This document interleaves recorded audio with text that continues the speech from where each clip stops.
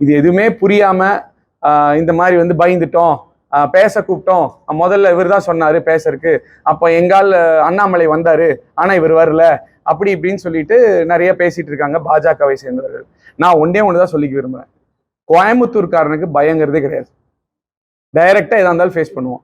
இப்பவும் சொல்றேன், அண்ணாமலை எல்லாம் இல்ல, அவங்க பாஸ் மோடி இருக்காரு இல்லையா, அவரே வந்தாலும் கூட அவரு கூட டைரக்டா உட்காந்து பேசவும் தயார். ஏன்னா அவரு தான் பிரஸ் மீட்டே கொடுக்க மாட்டாரு, பயப்படுவார். இத்தனை வருஷம் பிரதமராக இருந்து எத்தனை பிரஸ் மீட் கொடுத்துருக்காரு, அவர்கிட்டயே பேச தயார். அவருக்கு தமிழ் தெரியாது, அவர் மொழியிலேயும் பேச தயார். நம்ம பயந்தெல்லாம் என்னைக்குமே இருந்தது கிடையாது. ஏன்னா எங்கிட்ட உண்மை இருக்கு, தரவுகள் இருக்கு, எதா இருந்தாலும் பேச முடியும். அதுதான் இது முதல் இந்த பாயிண்ட ஸ்ட்ராங்கா சொல்ல விரும்புறேன். ரெண்டாவது விஷயம், அதிமுகவை அழுத்தி விடுவேன். அதுக்கப்புறம் இப்ப ரீசெண்டா போயிட்டு இருக்கு, ஏதோ தேனியில போயிட்டு அடுத்து வந்து டிடிவி தினகரன் வசம் அதிமுக போவோம், இங்க போவோம் அங்க போவோம் சொல்லிட்டு இருக்காரு. ரெண்டு விஷயம் சொல்றேங்க அண்ணாமலை, அது தோல்வி பயத்துல என்னென்ன பேசுறதுனே தெரியாம நீங்க பாட்டுக்கு அடிச்சுட்டு என்னென்னமோ பேசிட்டு இருக்கீங்க. ஏன்னா நீங்க வெளியூர்காரரு, இங்க வந்து என்ன நடக்குதுன்னு தெரியல, கிரவுண்ட் ரியாலிட்டி தெரியல, அதான் பிரச்சனை. இப்போ அதிமுக டிடிவி வசம் போகும்னு இன்னைக்கு சொல்ற நீங்க, அன்னைக்கு எங்ககிட்ட கூட்டணிக்கு வாங்க வாங்க வாங்கன்னு கடைசி வரைக்கும் கெஞ்சிட்டு இருந்தீங்களே. அப்போ முதல் மீட்டிங் நடந்ததே மோடி அவர்கள் வந்தப்போ, அந்த மீட்டிங்க்கு ஓபிசியும் கூப்பிடல, டிடிவியும் கூப்பிடல.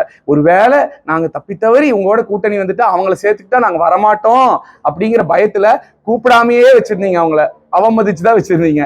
அதுக்கப்புறம் நாங்க உறுதியா வரலங்கிற 10 தடவை 5 தடவை ஓப்பனா மீடியா அங்க இங்க எங்க பொதுச்செயலாளர் வந்து எல்லாரும் சொல்லிட்டோம்.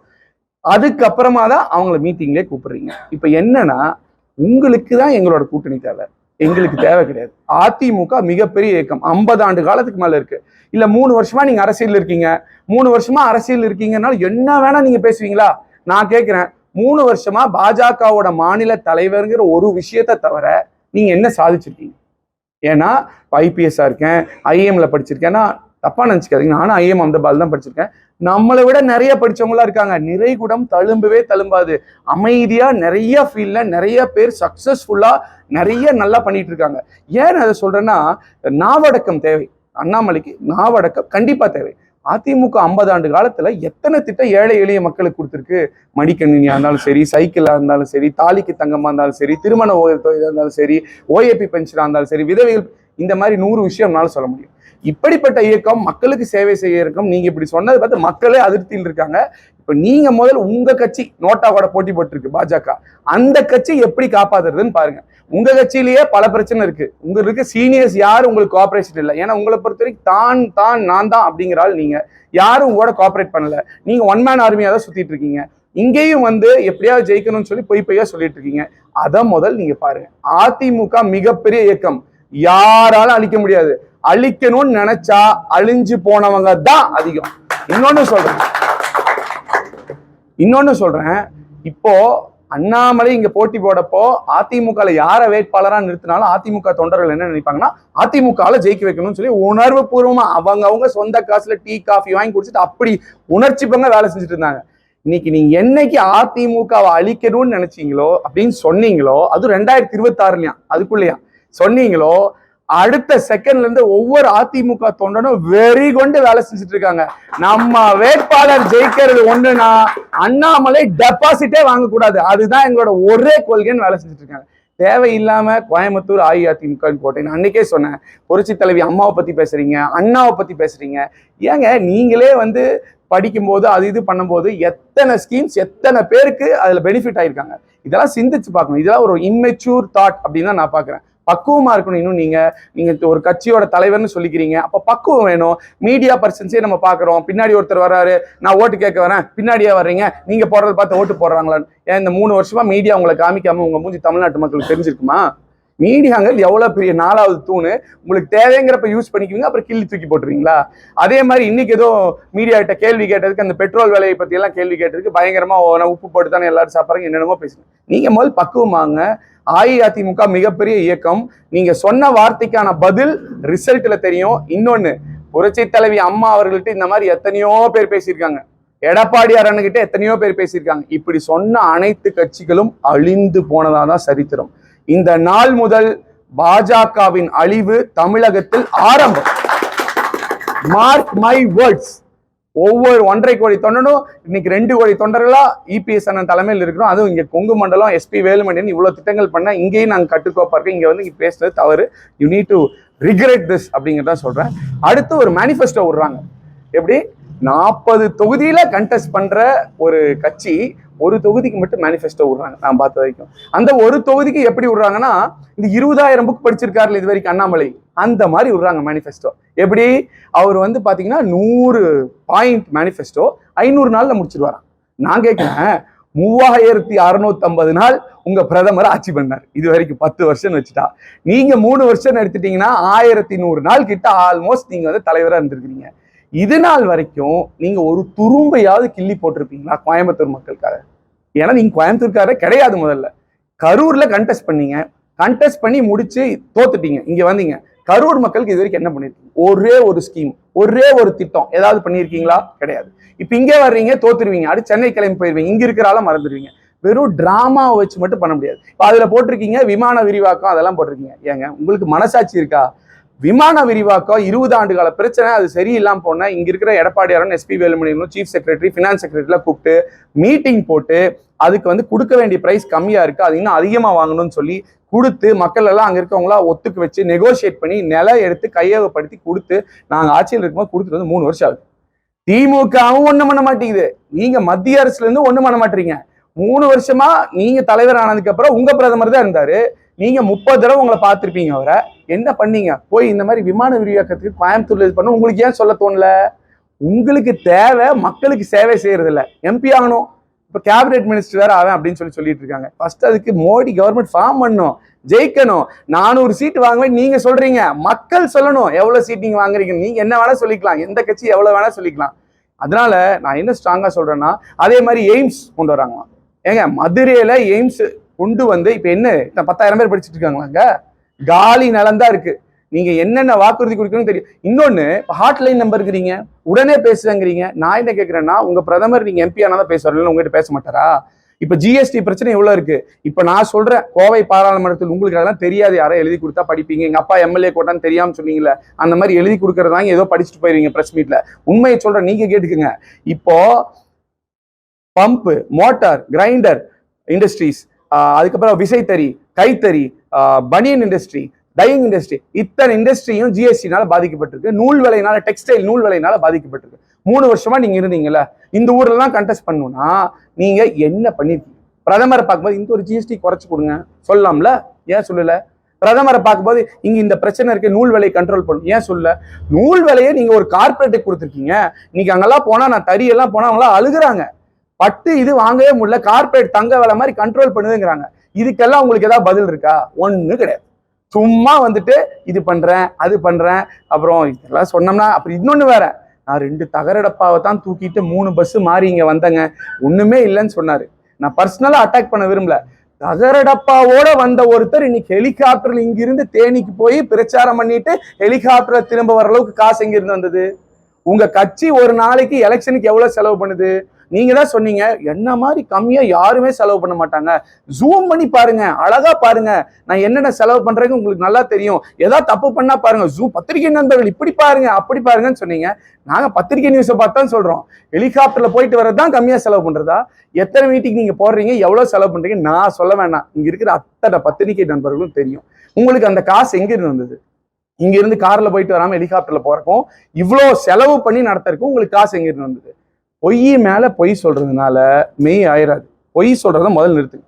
கோயம்புத்தூருக்கு வளர்ச்சி இல்லையாம்பா, கோயம்புத்தூர் வளரவே இல்லையாம், அப்படியே இருக்கான். இவர் வந்துதான் வளர்த்த போறானா, அது இவர் கேபினெட் மினிஸ்டரானதான் வளர்த்து வரான். இதுக்கு முன்னாடி எல்முருகன் ஒருத்தர் இருந்தாரு, அவர் என்ன பண்ணார் கோயம்புத்தூருக்கு? ஒன்றும் பண்ணல. அவர் இந்த ஏரியா தானே, தமிழ்நாட்டில் அவரை போட்டிருந்தாங்களே கேபினெட் மினிஸ்டரா, ஒன்றும் பண்ணல. உங்களுக்கு தோல்வி பயம் வந்துருச்சு. கோயம்புத்தூர் வளர்ச்சி 5 ஆண்டுகள் இல்லாத 50 ஆண்டுகள் இல்லாத வளர்ச்சி 5 ஆண்டுல கொடுத்துருக்கோம். பாலங்கள் கொடுத்துருக்கோம், சாலைகள் கொடுத்துருக்கோம், எடப்பாடியார் அண்ணன் கொடுத்துருக்காரு, எஸ்பி வேலுமணி அண்ணன் வந்து இங்க வாங்கி கொடுத்துருக்காரு, மெட்ரோ ரயில் திட்டம் கொடுத்துருக்கோம், அத்திக்கடை அவினாசி திட்டம் கொடுத்துருக்கோம், எத்தனை பொள்ளாச்சி ரோடு, ஏர்போர்ட் விரிவாங்க நம்ம தான் ப்ராக்ரஸ் பண்ணி கொடுத்துருக்கோம், இத்தனை திட்டங்கள் கொடுத்துருக்கோம். நான் கேட்கிறேன், கோயம்புத்தூர் வளரல நீங்க சொல்றீங்களா? உத்தரப்பிரதேசத்துல உங்க சிஎம் தானே யோகி ஆதித்யநாத், கரெக்டா? உத்தரப்பிரதேச லெவல் இருக்கும்போது மத்தியில நீங்க தானே ஆட்சியில் இருந்தீங்க, கரெக்டா? நீங்க உத்தரப்பிரதேசத்துக்கு என்ன வளர்ச்சி கொடுத்தீங்க? இங்கேயாவது நீங்க சொல்றீங்க அதிமுக இருந்தது, நாங்க வந்து அப்படி இப்படிங்கிறீங்க. உத்தரப்பிரதேசத்துக்கு நீங்க என்ன வளர்ச்சி இது வரைக்கும் கொடுத்துருக்கீங்க? உத்தரப்பிரதேசில் இருக்கிறவங்களே வேலை இல்லாம கோயம்புத்தூர்ல வந்து இங்க வேலை செஞ்சுட்டு இருக்கிறாங்க. நீங்க அங்க இருந்துட்டு இங்க வேலைக்கு ஆள் வந்துட்டு இருக்காங்க. நீங்க தரவுகள் எடுத்து பாருங்க, எத்தனை இடத்துல தமிழ்நாடு எங்கேயோ இருக்கு, உத்தரப்பிரதேசம் எங்க இருக்குன்னு. வளர்ச்சின்னு வாயில சொன்னா வராது. சர்க்கரை சர்க்கரை சர்க்கரைனா இனிக்காது, வாயில சர்க்கரை போட்டாதான் இனிக்கும். இல்ல மோடி அவர்கள் நீ கொடுக்குற வாக்குறுதி எப்படின்னா, மோடி சொன்னாரு 2 கோடி இளைஞர்களுக்கு வேலை வாய்ப்பு பண்ணி தருவேன்னு. ஏப்பா கொஞ்சமா நியாயம் இருக்கா? வேலை வாய்ப்பே இல்லை. இப்ப 42% இளைஞர்கள் வேலை வாய்ப்பின்மை இல்லாம தான் இருக்காங்க. இன்னொன்னு சொன்னார் மோடி, டிமானிட்டைசேஷன் முடிஞ்சுன்னு உங்களோட ஒவ்வொருத்தர் அக்கௌண்ட்டுக்கு என்ன சொன்னாரு, எவ்வளவு வரும்னு சொன்னாரு, எத்தனையோ வரும்னு சொன்னாரு. கரெக்டா? ஏதாவது வந்துச்சு அக்கௌண்ட்டுக்கு? சும்மா நீங்க எலெக்ஷன் அப்போ நீங்களும் சரி, உங்க பாஸ் மோடியும் சரி, ரோட் ஷோ நடத்துறது, வணக்கம் போறது. அதுல இன்னொன்று சொல்ற மாதிரிங்க, இந்த தொகுதியை பொறுத்த வரைக்கும் திமுகக்கும் பயம், பாஜகவுக்கும் பயம். தெளிவா அதிமுக ஜெயிக்க போகுது. திமுக ராகுல் காந்தி கூட்டு வர்றது, இந்த சைடு ஸ்டாலினை கூட்டு வந்து எதோ பண்ணிட்டு இருக்காங்க. அந்த பக்கம் பாஜக மோடி கூட்டு வராங்க, அடுத்து நிர்மலா சீதாராமன் கூட்டு வராங்க. நீ யாரை வேணா கூட்டுவாங்க, உங்ககிட்ட ஒரு பதட்டம் தெரியுது, ஒரு ஆங்ஷியஸ்னஸ். ஏன்னா உங்களுக்கு கிரவுண்ட் ரியாலிட்டி என்னன்னு தெரியல. நீங்க ஏதோ ஏன்னா வரும்போதே நீங்க முழு மனசோட நீங்க கண்டெஸ்ட் பண்ணணும்னு வரலையே. உங்களை கேட்டாங்க, நீங்க என்ன சொன்னீங்க, எனக்கு விருப்பம் இல்லைதான், ஆனா மேல மோடி சொல்றான்னு கண்டெஸ்ட் பண்றாங்க. நீங்க விருப்பம் இல்லாம கண்டெஸ்ட் பண்ற ஒருத்தர்னால விருப்பமா எப்படி இந்த தொகுதிக்கான வளர்ச்சி கொடுக்க முடியும்?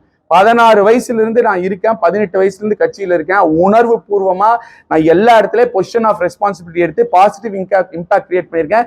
எங்கோட ஸ்கூல்ல படிச்சவங்க, டிப்ளமால படிச்சவங்க, காலேஜ்ல படிச்சவங்க, MBA படிச்சவங்க, வேலை செஞ்சவங்க, தெரிஞ்சவங்க, சொந்தக்காரர், உற்றார் உறவினர், யாரை வேணா கேளுங்க. சின்ன வயசுல இருந்தே பாலிடிக்ஸ்ல வரணும், ஒரு நல்ல பாசிட்டிவான விஷயம் பண்ணணுங்கிறது என் வாழ்க்கையின் நோக்கம். நான் இதுக்கு தான் என்னோட மொத்த வாழ்க்கையுமே அலைன் பண்ணியிருக்கேன். டில் ஐ டை, லாஸ்ட் மொமெண்ட் வரைக்கும் நம்ம செய்யற செயல்பாடுகள் மூலமா நல்ல விஷயங்கள் மக்களுக்கு செய்யணும்னு. அதுக்கு என்னோட பாஸ்ட் 18 வருஷம் ஒர்க் இருக்கு, ஃபியூச்சர்ல நீங்க பார்க்க போறீங்க. நீங்க அப்படி இல்லை, இங்க வேற வழி இல்லை, கண்டெஸ்ட் பண்றீங்க, இல்ல வேற எங்காவது கொடுத்தா போயிருவீங்க. உங்களுக்கு பதவி தான் முக்கியம், எனக்கு பதவி முக்கியம் இல்ல, பணி செய்யறோம். எனக்கு மட்டும் இல்ல, அனைத்து இந்திய அண்ணா திராவிட முன்னேற்ற கழகம் எல்லாத்துக்கும் அப்படித்தான். இல்லைன்னா நான் எம்பியும் கிடையாது, எம்எல்ஏயும் கிடையாது. 5 வருஷமா ஒரு ஃப்ரீ பீப்புள் சர்வீஸ் சென்டர் வச்சு 25,000 குடும்பத்துக்கு 1 லட்சம் பேர் ஃப்ரீ சர்வீஸ் பண்ணியிருக்கேன். நீங்க கரூர்ல கண்டெஸ்ட் பண்ணீங்களா? அந்த மக்களுக்கு இப்போ வரைக்கும் என்ன பண்ணிருக்கீங்க? ஒரு துரும்பியாவது கிள்ளி போட்டிருப்பீங்களா? ஒன்றும் கிடையாது. அதே மாதிரி இன்னொன்னு, ஒரு நோட்டீஸ் ஒட்டியிருந்தாங்க ஆர்எஸ் புரத்துல, பார்க்கவே ரொம்ப சிரிப்பா இருந்தது. கோயம்புத்தூரையும் திருப்பூரையும் 400 சீட்டுக்கு மேல மோடி ஜெயிச்சா குஜராத்ல கொண்டு போய் சேர்த்துருவாங்களாம். எப்படி? குஜராத்ல. எந்த அளவு கீழ்த்தரமா இறங்கிட்டாங்க பாருங்க. எப்பயுமே பாஜக வந்து பிரிவினைவாதத்துல இந்தியா நம்பர் 1. பக்காவா மக்களை பிரிக்கணும் பிரிக்கணும் பிரிக்கணும். நீங்களே, நான் ஸ்பெசிபிக்கா சொல்ல விரும்பல, எனக்கே சொல்றதுக்கு சங்கடமா இருக்கு. இப்போ சோசியல் மீடியால ரீசெண்டா பாத்தீங்கன்னா ரீஜனல் லீடர்ஸ், கம்யூனிட்டி லீடர்ஸ் எல்லாரும் அண்ணாமலை அண்ணாமலை அண்ணாமலைன்னு வீடியோ போட்டிருக்காங்க. இத்தனை ஆண்டு கால எலெக்ஷன் வரலாற்றுல என்னைக்காவது கோயம்புத்தூர்ல, நான் சொல்றேன், தமிழ்நாடு ஃபுல்லாட்டி சொல்லாட்டியும் கோயம்புத்தூர்ல நான் சொல்றேன், இந்த மாதிரி கம்யூனல் ரீஜனல் லீடர்ஸ் வீடியோ அது இதுவும் போட்டு மக்களை பிரிச்சு வாக்கு வாங்குற மாதிரி ஒரு முறையாவது பண்ணியிருக்குமா? இல்ல. இன்னைக்கு நீங்க பண்றீங்க, அது கோட் ஆஃப் கான்டாக்ட் வச்சும் தப்பு தான். நீங்க பயத்துல இருக்கீங்க. கோயம்புத்தூர், நான் இப்ப சொல்றேன், கோயம்புத்தூர்ல இருந்து எங்க பொதுச் செயலாளரும் சரி, இங்க SP வேலுமணி அண்ணன் அவர்களும் சரி, இங்க ஒரு கேண்டிடேட்டாவும் சரி, ஒரே ஒரு செங்கலை கூட குருவை நாங்க விட மாட்டோம். ஏன்னா கோயம்புத்தூர் ஒரு புனித பூமியா, அமைதியா, எல்லாரும் ஒன்னா இருக்கும். ஜாதி மதத்துக்கு அப்பாற்பட்டு சந்தோஷமா, ரெஸ்பெக்ட்ஃபுல்லா நல்லா இருக்கும். தைரியமான மக்கள், பயப்படுற ஆளு நாங்க கிடையாது. இந்த பிரிவினைவாதத்தை வச்சு இது பண்ணாதீங்க. அது உங்களோட அரசியல் இதுக்கே முற்றுப்புள்ளியா வந்து அமையும் அப்படின்னு சொல்லிட்டு இன்னொன்னு சொல்றேன். இப்ப CT ரவி வச்சு இங்க கூட்டு வர்றாரு அண்ணாமலை. கூப்பிட்டு வந்து என்ன பண்றாரு, இங்க கன்னடா பேசுறவங்க எல்லார்ட்டையும் போய் கன்னடத்துல ஓட்டு கேளுங்கன்னு சொல்றாரு. சரி, தப்பு இல்லை, நீங்க கேளுங்க. CT ரவி என்ன ட்விட்டர்ல பதிவு போட்டாரு, என் உயிர் இருக்கிற வரைக்கும் என்னமோ போட்டாரு, ஒரே ஒரு சொட்டு தண்ணி கூட கர்நாடகால இருந்து தமிழ்நாட்டுக்கு கொடுக்க மாட்டேன்னு சொன்னார். நான் என்ன கேட்கிறேன், அப்படி சொன்ன ஒருத்தரை தமிழ் மண்ணில் கூட்டிட்டு வந்து உங்க வாக்கு வாங்குறதுக்காகவும் நீங்க ஜெயிக்கிறதுக்காகவும் பிரச்சாரம் பண்ண வைக்கிறீங்களே, இது உங்களுக்கு சுயநலமா தெரியலையா அண்ணாமலை? விவசாயி சோத்துல கால் வச்சாதான் நம்மளாம் விவசாயி சேத்துல கால் வச்சாதான் நம்மளாம் சோத்துல கால் வைக்க முடியும். தண்ணி வேணும், கரெக்டா, கை வைக்க முடியும். தண்ணி வேணும், தண்ணி வளம் வேணும், காவேரியிலிருந்து நீர் வேணும். இது வந்து உரிமை. இதுக்காக சட்ட போராட்டம் நடத்தி புரட்சி தலைவி அம்மா அவர்கள் தான் சூப்பரா பண்ணாங்க. எடப்பாடியார் அவர்களும் அது குரல் கொடுத்துட்டு இருக்காங்க இன்னைக்கு வரைக்கும். நீங்க என்ன சொல்றீங்க, அதாவது எங்கெங்கெல்லாம் போறோமோ அதுக்கு தகுந்த மாதிரி பேசிடுது. வீடியோ இருக்கு சமூக வலைதளத்துல, ஐம் அ ப்ரௌட் கன்னடிகா, நான் இங்க வரும்போது எனக்கு 200-300 பேர் தான் தெரியும், கன்னடா தான் இது. நான் தப்பு சொல்ல, எல்லா மொழி ஆட்களையும் நானும் மதிக்கிறேன், எந்த தப்பும் கிடையாது. ஆனா நீங்க அப்ப இங்க வந்து தண்ணி கொடுக்க மாட்டேன்னு சொன்னார் இல்லையா, அவருக்கு என்ன பதில் சொல்றீங்க? தண்ணி ஒரு சொட்டு கொடுக்க மாட்டேன்னு இங்க வந்து வாக்கு மட்டும் கேட்பாரு, எங்க ஓட்டு மட்டும் வேணும், ஆனா தண்ணி கொடுக்க மாட்டீங்க, அப்படித்தானே? இது ஒண்ணு சொல்லணும். அதுக்கப்புறம் வந்து பாத்தீங்கன்னா நம்மால் அண்ணன் அவர்கள் அமித்ஷா அவர்கள் என்ன சொல்லியிருக்காரு, மாண்புமிகு அமித்ஷா அவர்கள் என்ன சொல்லியிருக்காரு, ஊழல் கட்சியா இது அதிமுக. உங்களுக்கு எல்லாம் மனசாட்சியே இல்லையா? நான் என்ன கேட்கிறேன்னா, எலக்டோரல் பாண்ட் ஸ்கேம்ல 6500 கோடி, முழு இதை சோத்துல மறைப்பாங்கன்னு சொல்லுவாங்கல்ல, அந்த மாதிரி 6500 கோடி கூட நம்ம பங்காளி டிஎம்கே இருக்காங்களே அவங்க ஒரு 650 கோடி. இது வெளியவே தெரியாம இருந்தது. நூதனமா இந்த காசு எப்பெல்லாம் டிரான்ஸ்பர் ஆச்சோ அப்பெல்லாம் பாத்தீங்கன்னா ஏஜென்சிஸ் இந்த ரெய்டு அது இது அப்படி இப்படின்னு சொல்லிட்டு அங்க ஏதோ ஒன்று நடந்திருக்கு, அதுக்கப்புறம் டிரான்ஸ்பர் ஆயிருக்கு. நான் சொல்லல, மீடியால வந்திருக்கு. யார் சொல்றா இப்ப ஊழலை பத்தி பேசுறதுக்கு? மோடிக்கோ அமித்ஷாக்கோ அண்ணாமலைக்கோ பிஜேபியில ஒருத்தருக்கும் தகுதி கிடையாது. 6500 கோடிக்கு மேல் பதில் சொல்லுங்க மோடி, பதில் சொல்லுங்க அமித்ஷா. அண்ணாமலை இவ்வளவு பேசுறீங்களா, 6500 கோடிக்கு பதில் சொல்லுங்க, வாயை திறக்க மாட்டீங்க. அப்புறம் இன்னொருத்தர் இருக்கார், நம்ம நண்பர் டிஆர்பி ராஜா. அவர் வந்து திடீர்னு அவர் ஒரு அண்ணாமலை ஒரு வெளியூருக்காருன்னா, டிஆர்பி ராஜா இன்னொரு வெளியூருக்காரு. மன்னார்குடியில இருந்து இங்க வந்து ஒரு ஸ்டார் ஹோட்டல்ல ரூம் போட்டு, அவங்க அப்பா பெரிய மது ஆலை நடத்துறாரு, அவ்வளவு காசு இருக்கு, அதனால ஸ்டார் ஹோட்டல்ல ஒரு ரூம் போடுவாரு. ரூம் போட்டு இங்க வந்து உட்காந்துட்டு ஒவ்வொரு அசோசியேஷனா பாக்குறது, அதை பாக்குறது, இதை பாக்குறது. நான் கேட்கிறேன், நானும் எல்லா அசோசியேஷனும் பார்த்துட்டேன். அவங்க எல்லாரும் சொல்றது என்னன்னா, ஒரு சைடு மத்திய அரசு ஜிஎஸ்டி பிரச்சனை, நூல் விலை பிரச்சனை எல்லாம் சொல்றாங்க. மாநில அரசு பீக் அவர் சார்ஜஸ், இபி சார்ஜஸ் ஹைக் பண்ணனால எங்களால ஒண்ணுமே பண்ண முடியல, ரொம்ப சிரமமா இருக்குன்னு சொன்னாங்க. டிஆர்பி ராஜா தொழில்துறை இதெல்லாம் இன்னைக்கு பேசுறீங்கல்ல, நீங்க இது வரைக்கும் 3 வருஷத்துல எத்தனையோ மனு கொடுத்தாங்களாம், என்ன பண்ணீங்க? ஏன் வரல? கோயம்புத்தூர்ல வந்து நீ குடியிருக்கீங்களா, ஒன்னுல ஒரு நாள் வந்து போய் உங்க முதலமைச்சர் ஸ்டாலின் அவர்கிட்ட சொல்லி இந்த மாதிரி இது ஒன்று மாத்தி கொடுங்க, டாரிஃப் மாத்தி கொடுங்கன்னு சொன்னா 1 நாள் ஆகுமா, அரை நாள் ஆகுமா? ஏன்னா பவர் லூம் பிரச்சனை வந்தப்போ இதே மாதிரி பவர் லூம் அழிஞ்சு போகும், கைத்தறி எல்லாம் பிரச்சனை பவர் லூம் வந்தப்போ அந்த காலத்துல புரட்சி தலைவி அம்மா அவர்கள் டாரிஃப்ல எல்லாம் சப்போர்ட் பண்ணி அதை வெளியே கொண்டு வந்தாங்க. அதே மாதிரிதான் டையிங் ஃபேக்டரி எல்லாம் பிரச்சனை வந்தப்போ அழிஞ்சு போக கூடாதுன்னு வெளியே கொண்டு வந்தாங்க. ஏன்னா ஒவ்வொரு மண்ணுக்கும் ஒவ்வொரு நிலத்துக்கும் ஒரு சார்ந்த தொழில் இருக்கு. ஒரு மொழி எப்படி அழியக்கூடாதோ அதே மாதிரி அந்த நிலம் சார்ந்த தொழில் அழியக்கூடாது. இப்ப நான் போய் அங்க ஒர்க் ஷாப்ல வேலை செய்யற அண்ணா நீங்க பைத்தான் படிங்க, ஜாவா படிங்க, நல்ல கோடிங் படிங்கன்னா 30,000 சம்பளம் வரும்னா அண்ணன் நம்மளை பார்த்து தப்பி உங்க அறிவு இருக்குன்னு கேட்பாரு. ஏன்னா அவங்களுக்கு என்ன வருமோ அந்த ஸ்கில் செட்கான தொழில் தான் ரொம்ப ரொம்ப முக்கியம். அதுக்கு எதுவுமே பண்ணல இப்ப வரைக்கும். ஸ்டாலினும் பண்ணல, உதயநிதியும் பண்ணல, டிஆர்பி ராஜாவும் பண்ணல. செவி சாய்க்கவே இல்லைன்னு எல்லா அசோசியேஷன் தர்றாங்க. இன்னைக்கு வந்து டிஆர்பி ராஜா என்ன வாக்குறுதி கொடுக்குறீங்க, என்ன பண்ணிடுவீங்க? திமுகவும் பாஜகவும் ஒண்ணு, அண்ணாமலையும் அதே மாதிரிதான். ஜிஎஸ்டி சம்பந்தமா எத்தனையோ கொண்டு போய் கொடுத்தாங்க, இப்ப வரைக்கும் ஒண்ணுமே பண்ணல. அவ்வளவுதான் நான் சொல்ல வேண்டிய கருத்துக்கள். இதுதான், தெளிவா சொல்லிட்டேன். அதிமுகவை யாரும் அழிக்க முடியாது. இந்த கோவை பாராளுமன்ற தொகுதியில மாபெரும் வெற்றியை அஇஅதிமுக பெறுவது உறுதி உறுதி உறுதி. பயத்துல அண்ணாமலை ஒளரிட்டு இருக்காரு. நாவடக்கம் தேவை. பயத்தில் நீங்க என்ன வேணா பேசினா ரூம்குள்ள கதவை சாத்திட்டு பேசுங்க. பிரஸ்ல வந்து பிரஸ் ஆளுகளை திட்டுறது, பாக்குறவங்களை திட்டுறது, எனக்கு தான் தெரியும்னு சொல்லி கட்சி அழிச்சிருவா அது இதுன்னு பேசுறதெல்லாம் இன்னையோட முற்றுப்புள்ளி வச்சுக்கோங்க, நிறுத்திக்கோங்க. அதே மாதிரி டிஆர்பி ராஜா, நீங்க ஏதாவது பண்ணணும்னு நினைச்சீங்கன்னா நீங்க கண்டிப்பா இங்க ஜெயிக்க முடியாது. போய் எலெக்ஷன் முடிஞ்சுன்னு போய் உங்களால முடிஞ்சதுன்னா இந்த டாரிஃபை மாத்தி கொடுங்க. பாவங்க, மில்லு வேலை செய்யறவங்க, இந்த ஃபவுண்டரியில வேலை செய்யறவங்க, தொழிலதிபராக இருந்தாலும் சரி, வேலை செய்யறவங்க இருந்தாலும் கஷ்டப்படுறாங்க. அதுக்கு ஏதாவது பண்ணி கொடுங்க. சும்மா ஓட்டுன்ட்டே இருக்காதீங்க. இன்னொன்னு, கோயம்புத்தூர் மக்கள் எல்லாரும் ரியலைஸ் பண்றாங்க. நான் சொல்றது மட்டும் இல்ல, நான் உங்களை பார்த்து கேட்கிறேன், கோயம்புத்தூர் மக்களாக உங்களையே பார்த்து கேட்கிறேன் டைரக்டா. இப்போ கொரோனா சமயத்துல எல்லாரும் கஷ்டப்பட்டோம், வெளியவே இருந்தோம், வீட்டுக்குள்ளேயே இருந்தோம், வெளியே பிரோச்சு இருந்தது, தொழில் இல்ல, காசு இல்ல, பணம் இல்ல, சிரமப்பட்டோம். மோடி என்ன சொன்னாரு? தட்டை தூக்கி போய் டபார் தட்டுங்கன்னு சொன்னாரு. தட்டை தூக்கி தட்டா வயிறு நிறையுமா, சோறு கிடைக்குமா, ஏதாவது நமக்கு வாழ்வாதாரம் கிடைக்குமா? ஒண்ணு இல்ல. திமுக காரன் கூட வீட்டுக்குள்ளே விட்டாங்க, வெளியவே வரல. அஇஅதிமுக பொறுத்தவரை எடப்பாடியார் அவர்கள் சொல்லி, எஸ்பி வேலுமணி சொல்லி, இங்க இருக்கிற எம்எல்ஏக்கள் எல்லாரும் உயிரையும் கருதாமல் வெளியே போய் ஒரு மாசத்துக்கான மளிகை பொருளை பேக் பண்ணி கட்சி பேதம் பார்க்காம ஒவ்வொரு வீட்டுக்கும் கொடுத்து உதவிய இயக்கம் அஇஅதிமுக. ஏங்க அவ்வளவு ரிஸ்க் எடுக்கணும்? அப்ப எலெக்ஷன் கிடையாது. அப்ப இப்ப நீங்க சொன்ன எலெக்ஷனுக்காக பண்ணேன்னு சொல்லிருக்கீங்கன்னா சொல்றேன், அண்ணாமலை சொல்லுவாரு, இல்லைன்னா ஸ்டாலின் சொல்லுவாரு. அதனால எலெக்ஷன் எல்லாம் கிடையாது. நம்மளை நம்பி மக்கள் ஓட்டு போட்டிருக்காங்க. ஆனா மக்கள் கஷ்டப்படுறாங்க, அவங்களுக்கு நம்ம துணை நிற்கணும் அப்படிங்கறதுக்காக பண்ணுனதுதான். அப்ப போய் மோடி என்ன பண்ணாரு? அப்போ ஒண்ணும் பண்ணல. திமுக காரங்க என்ன பண்ணாரு?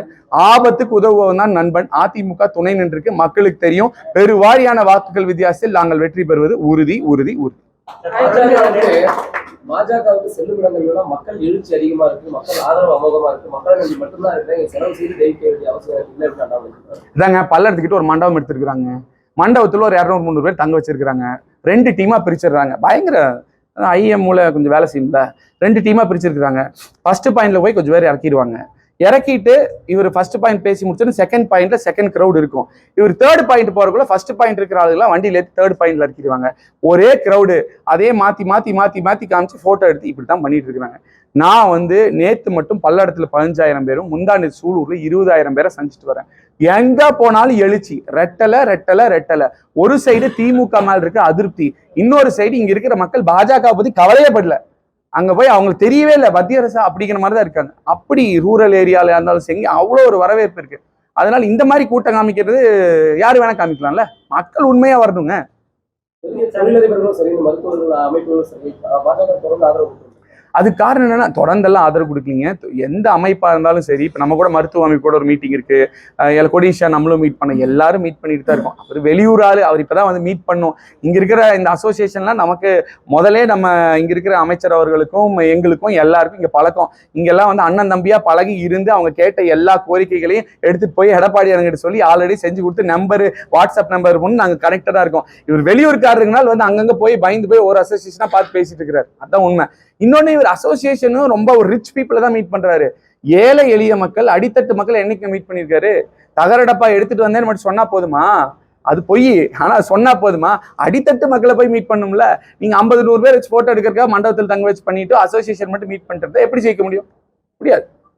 பிரதமர் மோடி தொடர்ந்து ஜெயலலிதா, எம்ஜிஆர் அவர்களை பற்றி பெருமையா பேசியிருக்காரு. இது வந்து அதிமுகவுடைய ஓட்டுல வந்து புரிய வச்சு வேண்டாம்னா பேசுறதா வேண்டாம்னா ஒரு மோசம் வேண்டாம் வராது. அதாவதுங்க, அவங்களுக்குள்ளேயே என்னன்னு தெரியல. அண்ணாமலை ஒரு சைடு கட்சி அழிச்சிருவேங்கிறாரு, இவர் ஒரு சைடு இப்படி பேசுறாரு. இவங்களே ஒரு கன்ஃபியூஷன்ல இருக்கிறாங்க. இவங்களுக்குள்ளேயே ஒரு கம்யூனிகேஷன்ல கோரன்ஸ் இல்ல, பயம்தான், தோல்வி பயத்துல வளர்றாங்க. அதை இதை மாத்தி மாத்தி பேசுறாங்க. புரட்சி தலைவி அம்மா அவர்களும் புரட்சி தலைவர் எம்ஜிஆர் அவர்களும் பயங்கரமான தலைவர்கள். மோடி என்னங்க சொல்றது? 72 இருக்க மோடி என்னங்க இப்ப வந்த ஒரு பிரைம் மினிஸ்டர்? அவரு சொல்றது என்னங்க இருக்கு?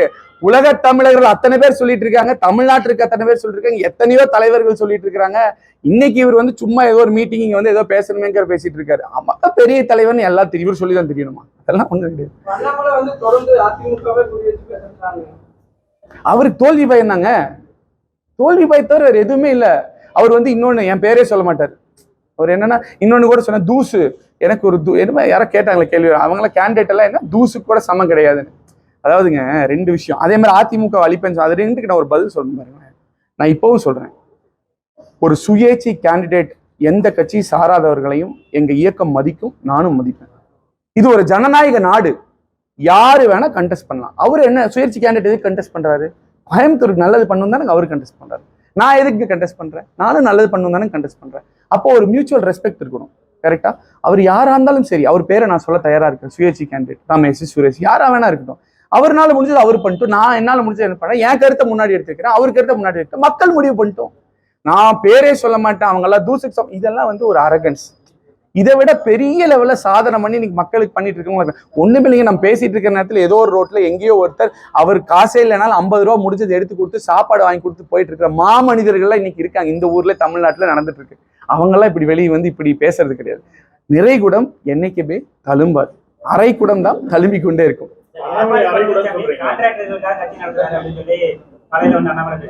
அவர் சொல்லிட்டே தாங்க இருப்பாரு.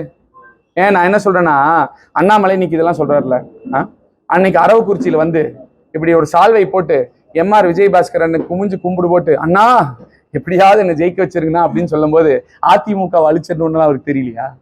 இல்ல இங்க கூட்டணி வாங்க வாங்க வாங்கன்னு கெஞ்ச போதெல்லாம் அதிமுக வலிக்கணும்னு தெரியலையா? இப்ப வேற வழி இல்ல, இப்ப தோத்துருவோன்னு தெரியும். இல்லைங்க, 4 எம்எல்ஏ ஜெயிக்க வச்சோமே, நம்ம தானே ஜெயிக்க வச்சோம். நம்ம கூட்டணியில் இருந்தங்காட்டியும் ஜெயிச்சாங்க, இல்லைன்னா ஜெயிச்சிருக்க மாட்டாங்களா? நோட்டா கூட தான் சண்டை போட்டுருந்தாங்க.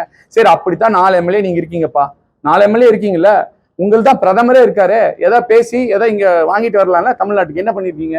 ஒண்ணும் பண்ணல. பயந்தாங்க அதெல்லாம். என்னங்க? இல்லைங்க, நான் பொதுவா சொல்றேன், என்னைக்குமே நிறைகுடம் தழும்பாது, அரைக்குடம் தழும்புன்னு சொல்றேன். நான் யாரையும் பர்சனலா அட்டாக் பண்ண மாட்டேன். நான் எப்பயுமே மாற்றான் தோட்டத்து மல்லிகைக்கும் மனம் உண்டுன்னு சொன்ன அண்ணாவோட பேர் உள்ள இயக்கம் அனைத்து இந்திய அண்ணா திராவிட முன்னேற்ற கழகம். யார் இருந்தாலும் மதிப்போம், மரியாதை கொடுப்போம். கருத்து வேறுபாடுகள் இருக்கலாம். பர்சனல் அட்டாக், ஒருத்தர் தந்தை பத்தி பேசுறது, இவர் தூசு, இவருக்கு என்ன தெரியும், இந்த பாலிசி படிச்சுட்டு வந்தீங்களா, அந்த பாலிசி படிச்சுட்டு வந்தீங்களா, என்னங்க இப்படிலாம் பேசிட்டு இருக்கு? அப்படிலாம் நாங்க பேச மாட்டோம். நாங்க எப்பவுமே டீசெண்டா தான். வந்து பங்காளி கட்சிகளும் வரக்கூடிய இந்த எலெக்ஷன்ல வந்து தங்க சுரங்கத்தை வந்து போட்டு வாக்குகளை வாங்கிடுவாங்க அப்படிங்கிற முடிவு. ரெண்டு விஷயங்க. ஒண்ணு, அதிமுக யாரும் ஹெலிகாப்டர்ல போல, சரிங்களா? அதிமுக யாரும் ஸ்டார் ஹோட்டல்ல மீட்டிங் நடத்தல, சரிங்களா? அதிமுக யாரும் பின்னாடி வர கார் எல்லாம் பாருங்க, எல்லாம் 30 லட்சம் 40 லட்சம் 50 லட்ச ரூபா கார் தான் வந்துட்டு இருக்கு. அப்படி யாரும் போகல, சாதாரணமா தான் போயிட்டு இருக்கோம். இன்னொன்னு, அதிமுகவே திமுகவை அழிக்கிறதுக்காக தீய சக்தியை எதிர்த்து ஆரம்பிச்ச இயக்கம் தான் அதிமுக. இன்னைக்கு நான் உள்பட எங்க பொதுச் செயலாளர்ல இருந்து அடிமட்ட தொண்டன் வரைக்கும் எல்லாத்துக்கும் எங்க சதையில் இருக்கிற ஒவ்வொரு டிஷ்யூவும் தூங்கும் போது கூட திமுக எடுத்துட்டு இருக்கோம். அந்த மாதிரியான ஒரு இயக்கம் அதிமுக. இவர் அதான் பாருங்களேன், என்ன பேச இப்படி நான் சொல்றேன்னு வச்சுக்கோங்களேன், பாஜகவும் காங்கிரஸும் கூட்டாளிகள், இந்த இந்த எலெக்ஷன்ல வேணுட்டே மக்களை ஏமாத்தி இந்த மாதிரிலாம் சொன்னா நீங்க அந்த பக்கம் போயிட்டு இவர் என்ன இப்படி லூஸ் மாதிரி பேசுறாரு, இந்த மாதிரிலாம் பேசக்கூடாது. நம்ம பேசணும் இருக்கா, எது வேணா பேசக்கூடாது. பக்கமும் அது அப்படிலாம் நான் சொல்லுவேன். என்ன சொல்லுவீங்கன்னு தான் நான் சொன்னேன். யாரையும் நான் புண்படுத்துற மாதிரி பேசவே மாட்டேன். என்ன நீங்க சொல்லுவீங்கன்னு சொன்னேன். அவரெல்லாம் அப்படின்னு சொல்ல மாட்டேன். மேம், நாங்க கோயம்புத்தூருக்கு இது வரைக்கும் எத்தனையோ பண்ணியிருக்கிறோம். ஓவரால் தமிழ்நாடுக்கு ரிலீஸ் பண்ணியிருக்கிறோம், பண்ணுவோம். இவங்க இந்த ஒரு தொகுதிக்கு மட்டும் யார் ரிலீஸ் பண்ணணும்னு நீங்க நினைக்கிறோம், யோசிக்கணும். நாங்க பண்ண வேண்டியதில்லை மேம், மொத்த தமிழ்நாடுமே எங்களுக்கு முக்கியம். அவங்களுக்கு கோயம்புத்தூர் மட்டும் தான் முக்கிய மாதிரி பண்ணிட்டு இருக்காங்க. மிச்சம் 39 தொகுதி முக்கியம் இல்லை அப்படிங்கிற மாதிரி. எங்களுக்கு தமிழ்நாடு இல்ல மேம், எதுக்கு? நாங்க தமிழ்நாட்டுக்கே ரிலீஸ் பண்ணிருக்கோம்ல. அதே மாதிரி ஸ்பெசிபிக்கா நான் என்னோட விஷன் என்ன, கோயம்புத்தூருக்கு என்னங்கிறது உங்க எல்லார்ட்டையும் மல்டிபிள் இதுல இன்டர்வியூஸ்லயே நான் சொல்லியிருக்கேன். இங்க இருக்கிற நேட்டிவ் பிசினஸை காப்பாத்துறதா இருந்தாலும் சரி, நீர் வளமா இருந்தாலும் சரி, ஐடி ஹப்பா மாத்துறதா இருந்தாலும் சரி, ஸ்டார்ட் அப் ஹப்பா மாத்துறதா இருந்தாலும் சரி, இந்த மாதிரி ஸ்பெசிபிக் பாயிண்ட்ஸ் எம்எஸ்எம்இஸ்க்கு இருந்தாலும் சரி, இது எல்லாமே நான் சொல்லியிருக்கேன். இதை ஃபோக்கஸ் பண்ணி நம்ம ஒர்க் பண்ண போறோம். பட்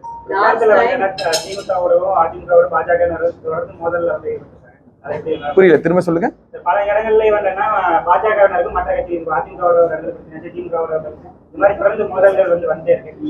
இன்னொரு போய் அது நீங்க சொன்ன ஞாபகம் வருது. அண்ணாமலை சொன்ன இன்னொரு போய் அன்னைக்கு நாங்க பர்மிஷன் ரூட்டுக்கு வாங்கிடணும், சூலூர் சைடு நாங்க போயிட்டு இருந்தோம். திடீர்னு பிஜேபியோட ஒரு வண்டி வருது. அது அண்ணாமலை இருக்காரு இல்ல அதெல்லாம் நாங்க பார்க்கல. வண்டி வந்தோடனே போலீஸ் அவங்க என்ன சொல்றாங்க, நிறுத்தி சார் அவங்க போட்டுங்கிறாங்க. நாங்க சொல்றோம் நீங்க 7 மணிக்கு பர்மிஷன், நாங்க 7 மணிக்கு வந்துட்டோம், ஒரு பிரச்சனையும் கிடையாது, நாங்க தான் போகணுங்கிறோம். அவங்க இல்ல சார், அவங்க 4-5 மணி நேரம் முன்னாடி வர வேண்டியது வரல. நாங்க சொல்றோம் சார், எங்களுக்கு நாங்க ஆன் டைம் கீப் அப் பண்றோங்க, எங்களுக்கு 10 மணி வரைக்கும் ஸ்லாட் இருக்கு, இங்க மிஸ் பண்ணா எங்களுக்கு மிஸ் ஆகுன்னு சொன்னா எங்களை விட மாட்டேன்ட்டாங்க. விட மாட்டேன்னு சொன்னங்காட்டிக்கு நாங்க அங்க உட்காந்து எங்களை விடுங்கன்னு சொல்லி போலீஸ்காரர் கூட பேசிட்டு இருந்தோம். இவர் ஏதோ டயரை சுத்தி உட்கார்ந்தோம், அவர் இருந்தாரு உள்ள இருக்காருன்னு நினைச்சிட்டு நாங்க பண்ணோம், அவர் வேற எதோ ஏறி போயிட்டாரு. இவரே தேவையில்லாம நாங்க ஏதோ இவர் எடுத்து பண்றோங்கிற மாதிரி ஒரு பிம்பத்தை உருவாக்குறாரு. இவரை நாங்க கொஞ்சம் கூட கண்டுக்கவே இல்லை. நாங்க எங்க ஸ்கெடியூல் பாதிக்க கூடாதுன்னு காவல்துறை உள்ள காவல்துறை எதிர்த்து உட்காந்தோம். இவர் வண்டியெல்லாம் நாங்க வழிமறிக்கவே இல்லை. அதுவும் ஒரு பொய். மேம் நீங்க ஏதோ கேட்கணும்.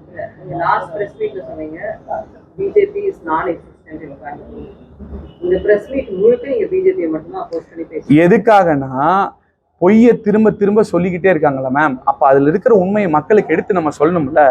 ஏன்னா பொய்னா பட்டவர்த்தமா பொய் சொல்றாங்களா மேம். தகரப்பெட்டின்னு சொல்லி ஹெலிகாப்டர் போறாங்க, இதெல்லாம் மக்களுக்கு சொன்னாதானே மேம் தெரியும்.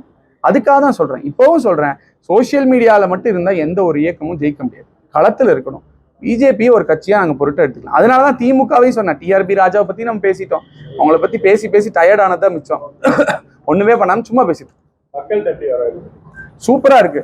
நான் உங்க எல்லாரையும் கூப்பிட்டு போறேன், நீங்க ஃப்ரீயா இருக்கும்போது வாங்க. இல்ல நிறைய பேர் நண்பர்கள் இங்க இருக்கிறவங்க எல்லாம் சில பாயிண்ட்ஸ்ல இன்டர்வியூ எடுக்க கூட வந்தீங்க.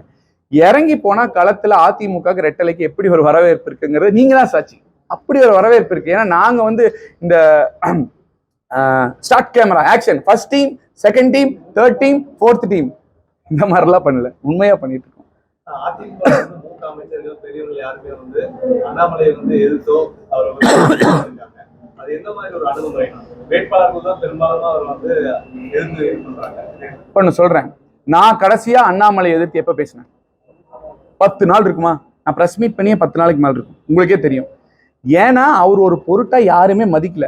10 நாள் கழிச்சு 10 நாளா போய் சொல்லிட்டே இருக்காரு. சரி, அட்லீஸ்ட் அந்த கிளாரிபிகேஷன் கொடுக்கறது as a candidate என்னோட ரெஸ்பான்சிபிலிட்டி அப்படிங்கறதுனால நான் கொடுக்குறேன். நானே இப்படி யோசிக்கும் போது எங்க தலைவர்களுக்கெல்லாம் நிறைய வேலை இருக்கு, அவங்களுக்கு அண்ணாமலைக்கு பதில் சொல்றது வேலை கிடையாது.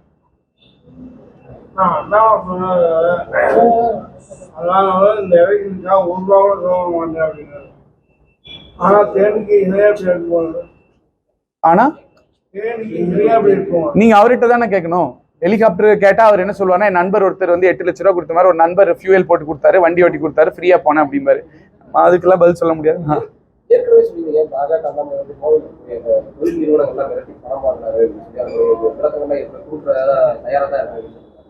இருக்கா உங்களுக்கு? நீங்க பேசுங்க, அதெல்லாம் இருக்கு. நான் சொன்னல அவங்க கேஸ் போட்டு போனா கொடுக்குறேன், தாராளமா கொடுக்குறேன், ஒரு பிரச்சனையும் கிடையாது. ஏன் இங்க எத்தனை எல்லாரும் சிரமப்படுறாங்க, பயப்படுறாங்க. இப்போ யாத்திரைன்னு சொல்லி ஒரு இது பண்ணாங்க, அதுக்கப்புறம் இப்போ இதுன்னு சொல்லி ஒரு இது பண்றாங்க. இது ஆக்கப்பூர்வமான அரசியல் கிடையாது. அஇஅதிமுகவை பொறுத்த வரைக்கும் அந்த மாதிரி கோயம்புத்தூர்ல தமிழ்நாட்டில் எங்கேயுமே பண்ணது கிடையாது. இது ஒரு தவறான முன்னுதாரணம். இது நான் சொல்றது இல்ல, கொஞ்ச நாள்ல வெளியே வருவாங்க. இது வந்து ஒரு நெகட்டிவா போகுது.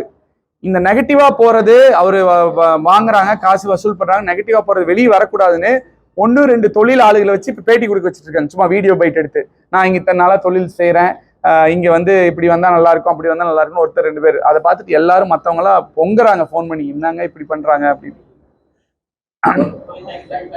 ரொம்ப நன்றிங்க. தேங்க்யூ.